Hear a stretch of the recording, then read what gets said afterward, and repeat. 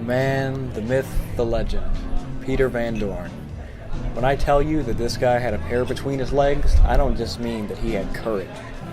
Van Doorn was ballsy enough to try and fight an entire platoon of aliens all by himself, unarmed.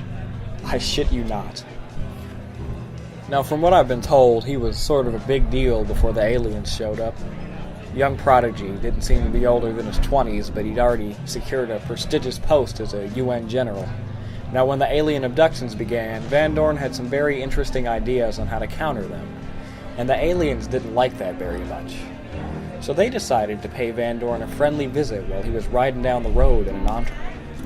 So Van Doorn's convoy is driving along a highway when a UFO swoops down in front of them and blew out some of the highway supports, collapsing the entire middle section of the road. Some of the Humvees went careening off the side, while others managed to stop before they fell into the pits of hell. Despite all the chaos, Van Doorn was on his feet in a second, helping his boys get to cover and ordering someone to get word out that they needed backup urgently. The council was informed about the ambush through the grapevine, and while their self-serving asses could give half a shit about grunts getting slaughtered, Van Doorn was marked as a VIP, and they weren't willing to lose him so easily.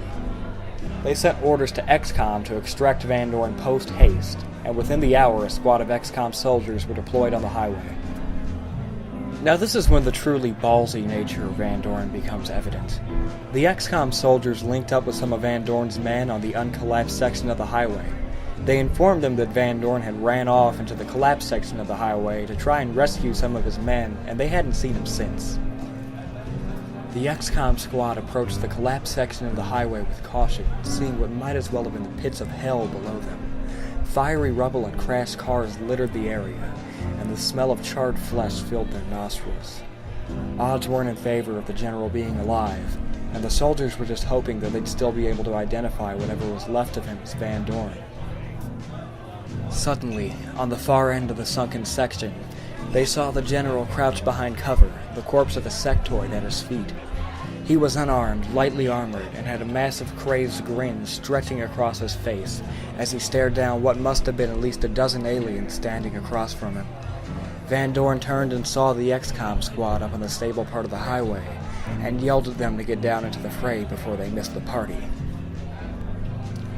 The XCOM squad hopped into action and joined Van Doorn in driving back the aliens.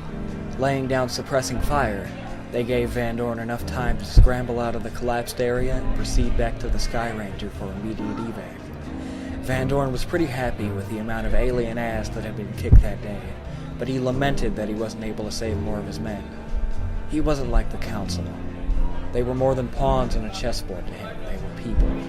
Van Doorn might have been one ballsy motherfucker, but he at least gave two shits about the people under him.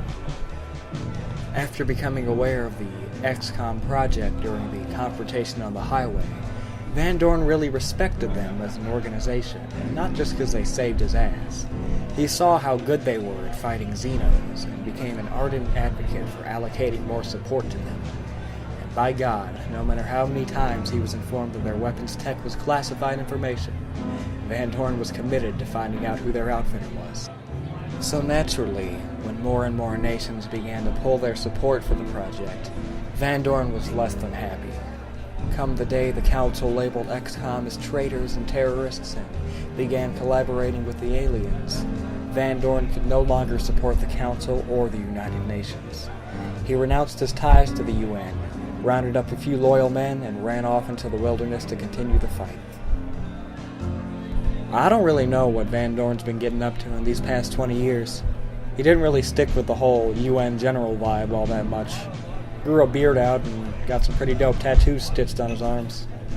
Apparently, and don't take my word for this, but apparently, Van Doorn caught word that XCOM was still around, fighting in the shadows. Now Van Doorn knew damn well in all his years fighting the Xenos that if anyone had even the slightest chance of sending the aliens back where they came from, it was XCOM. Now rumor has it that he managed to get in touch with them, and even though they were skeptical at first, the commander remembered Van Doorn from all those years back and decided to bring him aboard as an officer. Now, a lot of people say it's bullshit that someone as high profile as him could have even survived for 20 years with the Xenos running the planet, but to be frank, If there's any man with the raw skill to keep kicking alien ass even when they outgun you as hard as they do, it's Peter Van fucking Doorn.